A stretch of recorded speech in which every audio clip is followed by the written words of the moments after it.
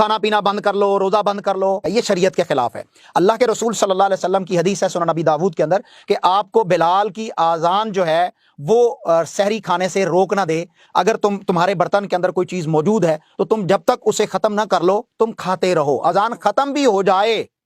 اور اگر اور کھانا آپ کے پاس ضرورت بھی ہے کھانے کی اور وہ آپ کے پلیٹ میں یا برتن میں موجود ہے تو آپ کھا سکتے ہیں اذان ختم ہونے کے بعد بھی۔ اسلام میں بہت ساری آسانیاں ہیں، صحیح البخاری کی حدیث ہے یسروا ولا تعسروا، آسانی پیدا کرو مشکلات نہ پیدا کرو۔ اللہ یہ نہیں چاہتا کہ تم بھوکے پیاسے رہو اور کھانا میرے پاس کم ہو گیا ہے لہذا تم نے جو ہے وہ جلدی سے بریک کر لینی ہے۔ اللہ تعالیٰ صرف آپ کے دل کی کیفیت کو دیکھنا چاہتا ہے، تقویٰ اسی کا نام ہے اور یہی روزہ ہے۔ یہ دیکھیے اس کا جواب بہت غور سے سنیے گا، اس لیے کہ یہ روایت بیان کر کے حدیث حق ہے، لیکن اس کی توجیحات ہیں، اس کے معنی علماء نے بیان فرمائے اور پرانے بزرگوں نے، تو یہ سب سانس روک کے سننے والی بات ہے۔ بعض لوگ گمراہ کر رہے ہیں، پوری بات سمجھتے نہیں ہیں اور اس طرح سے لوگوں کو گمراہ کر رہے ہیں کہ کھاتے پیتے رہو برتن میں جو ہے وہ چاہے صبح صادق ہو جائے۔ اصل میں پہلے تو حدیث کے الفاظ ہی سن لیے جائیں کہ حدیث کے الفاظ کیا ہیں۔ سیدنا ابو ہریرہ رضی اللہ تعالی عنہ سے یہ روایت کیا کہ رسول اللہ صلی اللہ تعالی علیہ وآلہ وسلم نے ارشاد فرمایا اذا سمع احدکم النداء، کہ جب تم میں سے کوئی شخص اذان سنے، والاناء علی یدہ فلا یدعہ حتی یقضی حاجتہ منہ،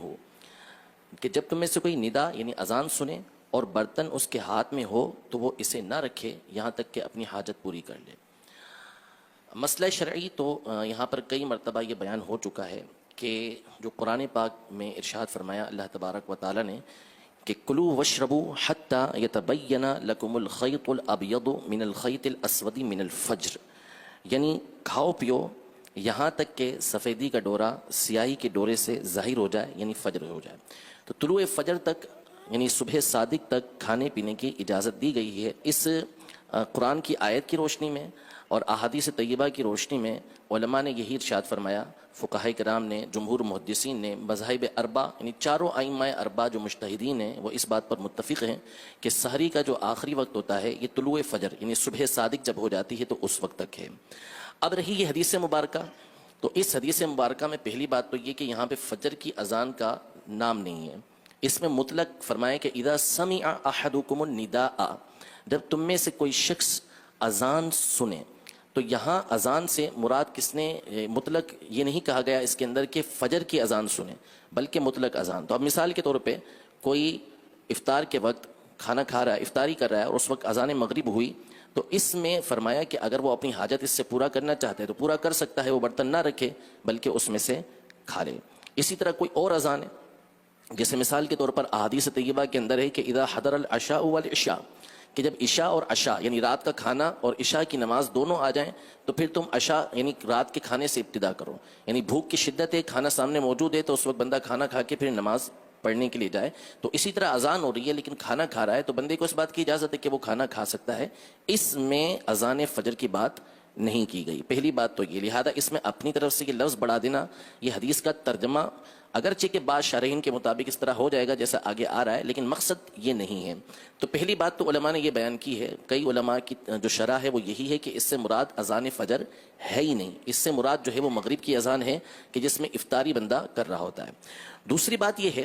کہ نبی کریم صلی اللہ تعالی علیہ وآلہ وسلم کے زمانہ اقدس میں دو اذانیں دی جاتی تھیں، فجر کے وقت دو اذانیں ہوتی تھیں، ایک حضرت بلال رضی اللہ تعالی عنہ دیتے تھے اور دوسری حضرت ابن ام مکتوم رضی اللہ تعالی عنہ یہ دیا کرتے تھے۔ یہ بخاری شریف کی حدیث مبارکہ ہے۔ تو نبی کریم صلی اللہ تعالی علیہ وآلہ وسلم نے یہ ارشاد فرمایا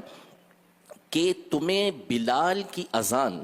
کھانے پینے سے نہ روکے جب تک کہ ابن ام مکتوم اذان نہ دے لیں۔ تو ہوتا یہ تھا کہ حضرت بلال رضی اللہ تعالیٰ عنہ وہ اس لیے اذان دیتے تھے، فجر شروع ہونے سے پہلے اذان دیا کرتے تھے تاکہ جو سویا ہوا ہے وہ جاگ جائے اور جاگ کے وہ سحری کر لے، اور ابن ام مکتوم صبح ہوتے ہی اذان دے دیا کرتے تھے۔ تو یہ جو ارشاد فرمایا کہ اذا سمع احدکم النداء، جب تم میں سے کوئی اذان سنے، اگر اس سے فجر کی اذان مراد لیں گے بھی تو یہ وہ والی اذان فجر نہیں ہے کہ جو نماز کے لیے دی جاتی ہے، بلکہ اس سے مراد حضرت بلال رضی اللہ تعالی عنہ کی وہ اذان جو آپ زمانہ رسالت میں اس وقت دیا کرتے تھے کہ جب ابھی فجر کا وقت شروع نہیں ہوتا تھا اور لوگوں کو سحری کے لیے اذان کہا کرتے تھے. جیسا ہمارے یہاں رواج ہوتا ہے کہ صلاۃ السلام کے ذریعے مختلف چیزوں کے ذریعے لوگوں کو جگایا جاتا ہے، تو یہ مراد ہے اس سے، نہ یہ کہ اذان فجر. تو ائمہ اربعہ اس پر متفق ہیں، اور بھی اس کے علماء نے بہت سارے معنی بیان کیے ہیں. تو ہرگز